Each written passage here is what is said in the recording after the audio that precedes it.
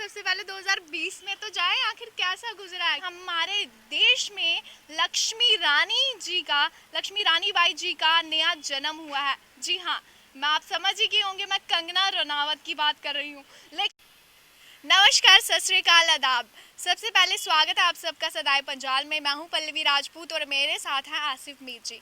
तो सबसे पहले आप सबको और आपकी फैमिली को, आपके परिवार को हमारे सदाए पंजाल की तरफ से नव वर्ष की हार्दिक शुभकामनाएं। अस्सलाम वालेकुम, आदाब। मैं हूं आपका होस्ट आसिफ मीर और आप देख रहे हैं सदाए पंजाल। सदाए पंजाल की पूरी टीम की तरफ से हमारे देखने और सुनने वालों को नए साल की मुबारकबाद, और उम्मीद करते हैं कि ये नया साल 2021 हम और आप सबके लिए खुशियां लेकर आए।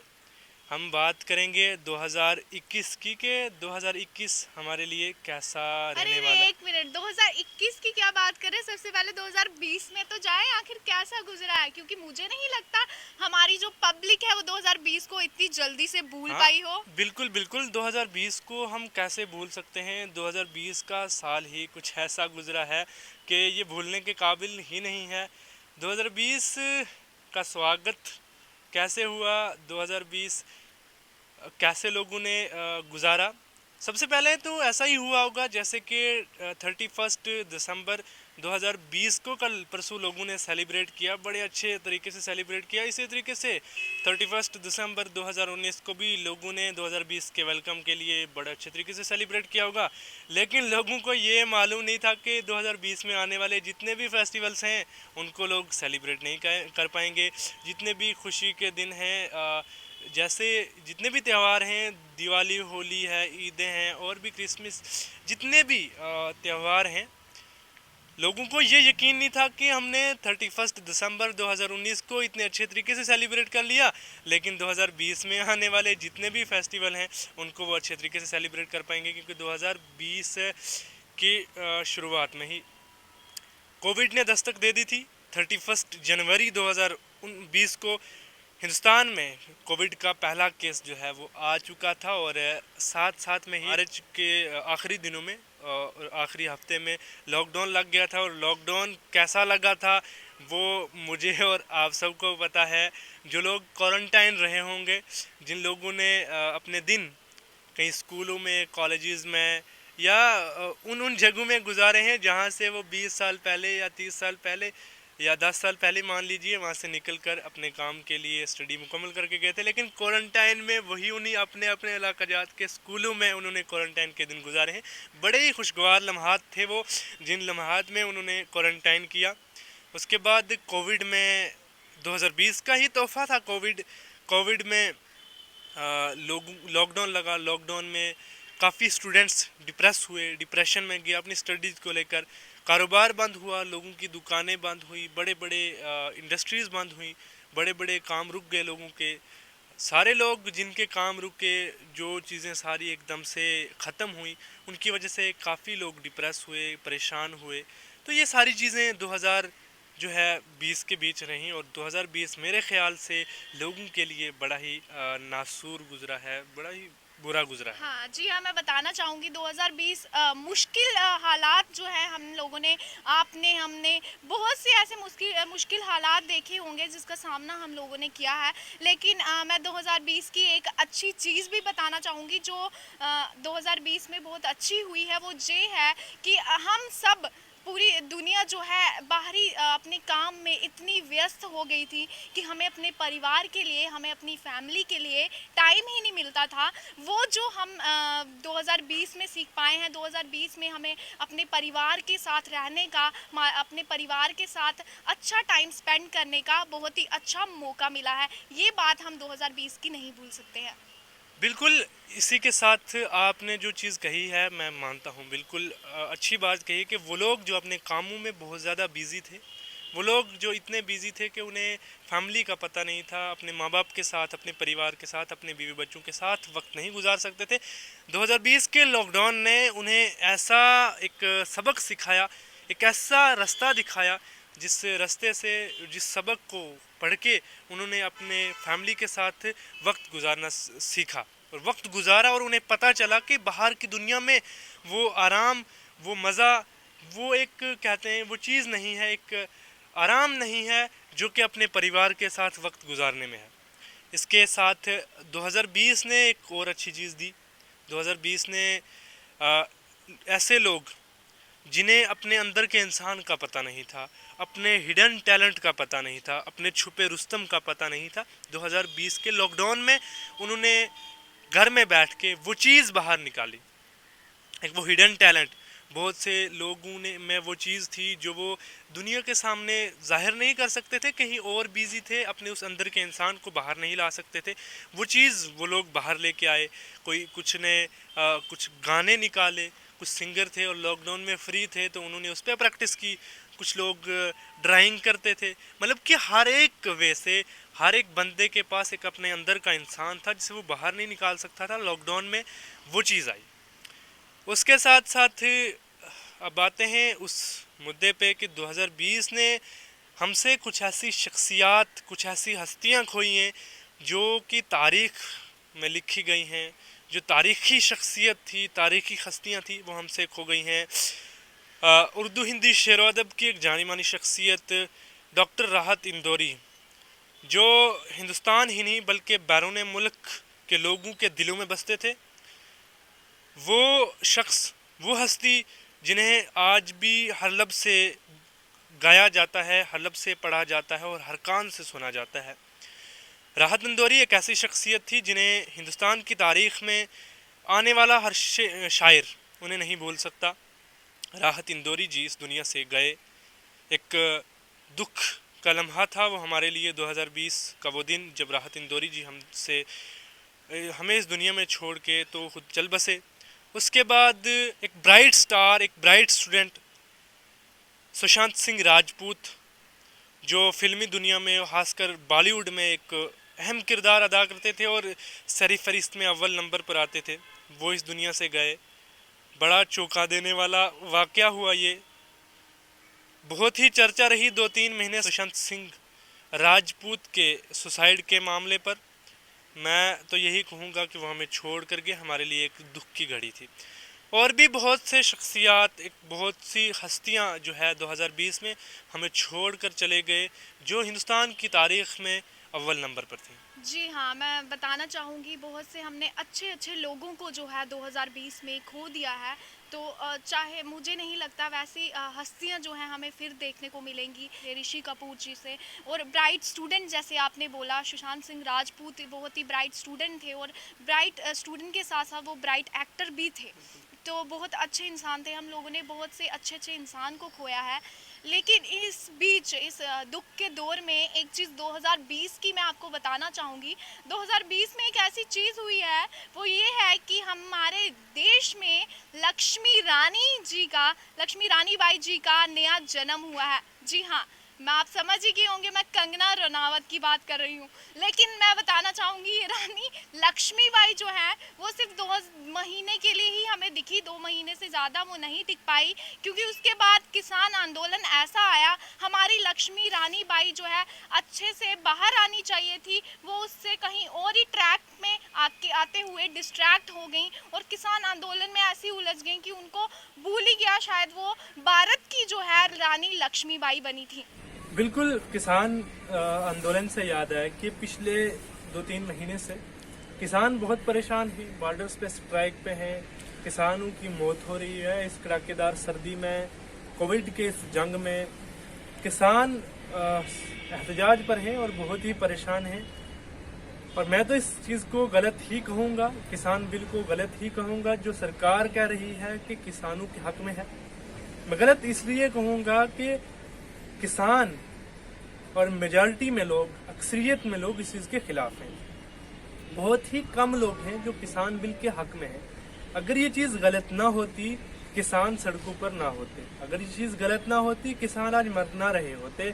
अगर ये बिल गलत ना होता, किसान आज ठंड में बगैर कपड़ों के, बगैर खाने पीने के आज सिंगापुर बॉर्डर पे ना होते।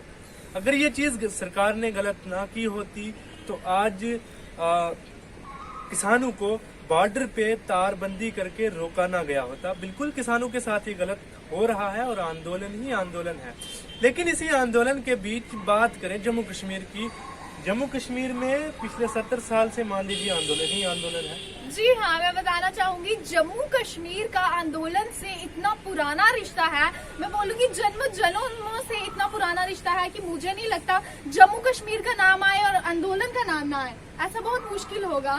बिल्कुल ऐसा ही होगा, क्योंकि जम्मू कश्मीर को अगर हटा दिया जाए तो उसकी जगह सिर्फ आंदोलन लिख दिया जाए तो दुनिया के किसी भी शख्स को ये पूछ लिया जाए कि ये आंदोलन क्या है तो मुझे लग रहा है जम्मू कश्मीर का नाम आएगा। हाँ, बिल्कुल जम्मू कश्मीर का नाम आएगा, क्योंकि पिछले 70 सालों से कश्मीर के हालात कुछ ऐसे हैं कि तब्दीली नहीं आई है। और बात करें कि 2020 की हम बात कर रहे थे आंदोलन की, तो 2020 के शुरुआती दिनों में, 2019 के आखिरी दिनों में 2020 का वेलकम करने के लिए 2019 के 4 अक्टूबर को आर्टिकल 370 को अब्रोगेट कर दिया गया। आर्टिकल 370 35A को हटा दिया गया, तोड़ दिया गया, और ये वेलकम था 2020 का। 2019 के आखिरी दिन थे और 2020 का वेलकम किया गया जम्मू कश्मीर में आर्टिकल 370 को अब्रोगेट करके। आर्टिकल 370 के एब्रोगेशन के बाद कश्मीर में तो लॉकडाउन लग चुका था। कश्मीर के स्टूडेंट्स वो जो स्टडी करना चाह रहे थे उनकी स्टडी बिल्कुल बंद हो चुकी थी। आज तक कश्मीर में स्टडी बिल्कुल बंद है। आर्टिकल 370 के बाद 4G को बंद कर दिया गया। वो 4G, वो इंटरनेट जो एक शहरक होती है हर एक चीज में, हर एक फील्ड में, आज की इस टेक्नोलॉजी के दौर में, आज की इस डिजिटल दौर में इंटरनेट एक शहरक है हर काम के लिए। वो इंटरनेट हमसे छीन लिया गया। जी हाँ, इसमें मैं बोलना चाहूंगी जैसे सभी कंट्री जो है 4G से आगे बढ़ रही हैं, 5G में आ रही हैं, 6G में आ रही हैं, और हमारी कंट्री ने जम्मू कश्मीर को इतना ज्यादा डेवलप कर दिया 2019 में कि वो 4G से डायरेक्ट छलांग मार के जब उन्हें 5G की तरफ आना था, वो 5G तो छोड़िए वो 2G में आ गई है। और मुझे लगता है यहाँ की आवाम, यहाँ की पब्लिक को भी कोई फर्क नहीं है, वो भी मजे में है। यहाँ से 2G भी बंद कर दिया जाए ना तो वो तब भी खुश है। ठीक है, बिल्कुल भोली पब्लिक है, मुझे नहीं लग रहा बहुत भोली आवाम, क्योंकि कोई भी और मामला हो जाता है छोटा मोटा तो लोग सड़कों पे स्ट्राइक पे उतराते हैं, लोग एहतजाज करने लग जाते हैं। लेकिन 4G को लेकर मैंने आज तक कोई एहतजाज नहीं देखा है। 4G को लेकर लोग सड़कों पे नहीं आए। 4G एक ऐसी शहर थी, लेकिन छोड़िए, मैं 4G पे बात नहीं करूंगा कि बड़ा पुराना मामला हो चुका है और ट्रेंडिंग टॉपिक नहीं है। एक और चीज है, मुझे लगता है हमारे जम्मू कश्मीर के लोगों का ना पेशेंस लेवल बहुत आ गया है, तो हमें गर्व होना चाहिए अपने जम्मू कश्मीर के लोगों पर। ये बात भी है, लेकिन उनको बहुत पेशेंस लेवल उनका इतना हाई है कि अब नेट बंद भी हो जाए उनको कोई प्रॉब्लम नहीं होगी, है ना। बिल्कुल ऐसी बात है, क्योंकि सरकार नेट चलाना नहीं चाह रही, सरकार 4G चलाना नहीं चाह रही, और हमारी पब्लिक को 4G चाहिए ही नहीं। इससे बेहतर है अगर पब्लिक को 4G चाहिए होता तो वो स्ट्राइक करते, वो रोडों पे आते, एहतजाज करते। लेकिन छोड़िए सरकार जी, आप भी रहने दीजिए नेट चलाने को, क्योंकि हमारी पब्लिक को 4G चाहिए ही नहीं। जिन लोगों को चाहिए उन्होंने ब्रॉडबैंड, वाईफाई सारा कुछ लगवा लिया अपना काम चलाने के लिए, लेकिन आम पब्लिक को 4G चाहिए ही नहीं है। तो इसका मतलब है आप भी 4G चलाने को रहने दीजिए, क्योंकि 4G पे आपका भी ज्यादा खर्चा हो रहा है और पब्लिक का भी बहुत ज्यादा खर्चा हो रहा है। आप एक डिजिटल जम्मू कश्मीर बनाना चाहते हैं और हमारी पब्लिक जो है वो डिजिटल जम्मू कश्मीर में रहना चाहती है, इसलिए ज्यादा खर्चा करने से जो है जम्मू कश्मीर का जो ग्राफ है वो डाउन हो सकता है, जम्मू कश्मीर डूब सकता है। इससे बेहतर है आप 4G चलाने को रहने दीजिए और जम्मू कश्मीर को एक डिजिटल जम्मू कश्मीर बनाइए। अब दूसरे टॉपिक पे आते हैं कि जम्मू कश्मीर में 2020 में एक नई चीज आई है और वो हमारी मरकजी सरकार लेके आई है, DDC election. DDC election Jammu Kashmir में 2020 में आया है और पहली बार आया है। जैसे आर्टिकल 370 का एब्रोगेशन 2020 के वेलकम में आया था और 2019 के आखिरी दिनों में आया था, इसी तरीके से 2021 के वेलकम के लिए DDC इलेक्शन आया और 2020 के आखिरी दिनों में आया। आर्टिकल 370 का एब्रोगेशन 2020 में क्या चेंज होने वाला है उसके लिए आया था, और DDC इलेक्शन 2021 में क्या नया होने वाला है, क्या तब्दीली आने वाली है। DDC इलेक्शन 2021 के खुशगवार दिनों के लिए और खुशगवार लम्हात के लिए DDC इलेक्शन करवाया गया है। यहाँ पे DDC इलेक्शन मुकम्मल हो चुका है, नतीजे भी आ चुके हैं, कुछ लोग हारे हैं, कुछ जीते हैं, पलड़ा भारी हल्का होता रहा है और हुआ भी है। लेकिन यहाँ से एक नई बात में से बात निकलती है। एक बात मैं आपको बता दूं जो मुझे आपको बतानी चाहिए, और जो मेरा मकसद है, जो मेरा फर्ज है बताना आप आवाम तक वो बात पहुंचाने का। ये शायद मैंने टॉपिक के शुरू में बात करनी थी, लेकिन मुझे याद अभी आई और मैं ये चाहता हूं कि आप तक पहुंचा दूं। डीडीसी इलेक्शन, जब आर्टिकल 370 एब्रोगेट हुआ था, जब आर्टिकल 370 टूटा था, उस वक्त मेन स्ट्रीम की कुछ पार्टीज, अब मैं यहाँ पे डिस्क्लोज नहीं करूंगा, कुछ पार्टीज या अक्सरियत में लोग या मेजॉरिटी में लोग ये चीज कही थी कि जब तक हमें हमारा स्पेशल स्टेटस वापस नहीं दिया जाता, जब तक आर्टिकल 370 को 35A को वापस नहीं दिया जाता, जब तक जम्मू कश्मीर को स्टेट का दर्जा वापस नहीं दिया जाता, तब तक हम इलेक्शन नहीं लड़ेंगे, तब तक हम इलेक्शन में नहीं आएंगे। हमारे भोले पॉलिटिशियंस और हमारी भोली आवाम, ये क्या हुआ कि वो लोग जो कस्में वादे करके बैठे थे कि हमने इलेक्शन नहीं लड़ना है, अपने पाँव में हाथों में बेड़ियां डाल के इस तरीके से कैद थे कि जब तक हमें हमारा स्पेशल स्टेटस वापस नहीं दिया जाता तब तक हमने इलेक्शन नहीं लड़ना है। लेकिन जैसे ही सरकार की तरफ से डेट फिक्स की गई, तारीख निकाली गई डीडीसी इलेक्शन के लिए, वैसे ही वो लोग नॉमिनेशन फॉर्म सबमिट करने, प्रचार करने, हर फील्ड में और सबसे आगे दिखे।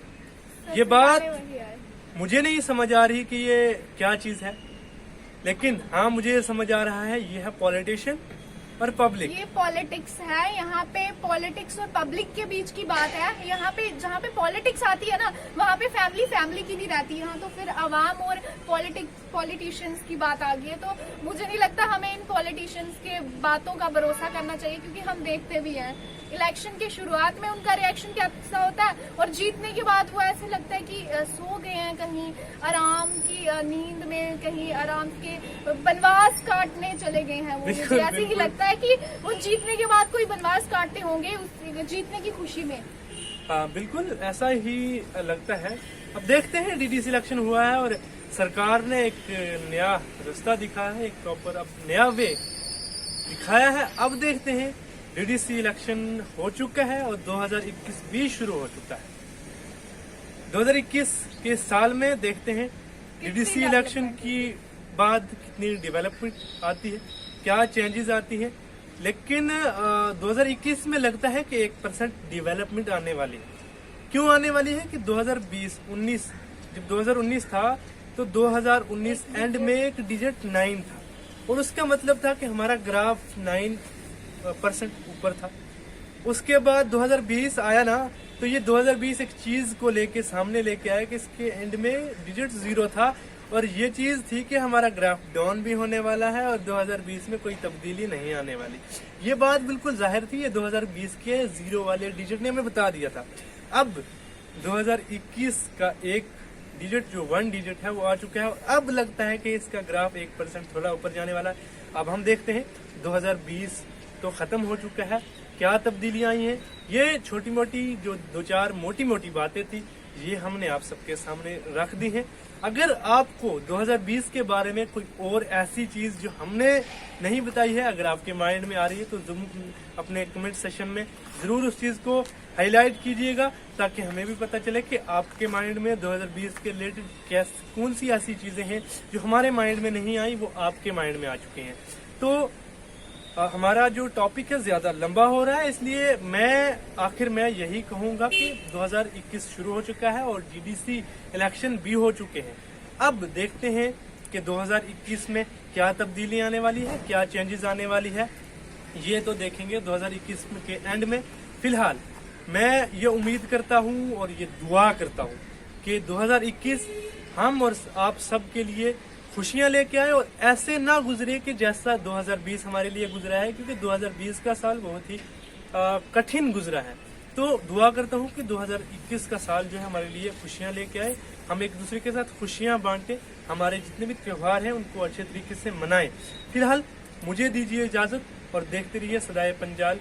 अल्लाह हाफिज। मैं बताना चाहूंगी, जैसे हम 2020 की बात कर रहे थे, तो 2020 में बहुत सी बुरी चीजें हुई, कुछ एक दो आधी अच्छी भी हुई। बस एक चीज वही अच्छी थी कि हम फैमिली के साथ थे, अपने परिवार के साथ थे। लेकिन हाँ, हमारा स्ट्रेस लेवल, हम इतने इमोशनल भी हुए होंगे, हम डिप्रेस भी बहुत हुए। लेकिन मैं इतना बताना चाहूंगी कि 2020 ने हमें ये चीज तो सिखा दी है, हमें जो है इमोशनल होना, हमें सेल्फ मोटिवेशन जो है हमें दी होगी। हमारा स्ट्रेस लेवल जो बड़ा था, हमारे पेशेंस लेवल को 2020 ने बहुत अच्छे से जो है बढ़ा दिया है। हमें पेशेंस लेवल हमारा बहुत अच्छे से बढ़ा होगा। तो मैं यही उम्मीद करूंगी कि जिस तरह से 2020 मुश्किल दौर में गुजरा है सबका, वो ऐसा ना गुजरे। 2021 जो है बहुत ही अच्छा हो आपके लिए, और 2020 जैसा बिल्कुल भी ना हो। इसी से साथ हमें दीजिए इजाजत, मिलते रहेंगे ऐसी ही नई अपडेट के साथ। तब तक जुड़े रहेंगे सराय पंजाल के साथ। नमस्कार।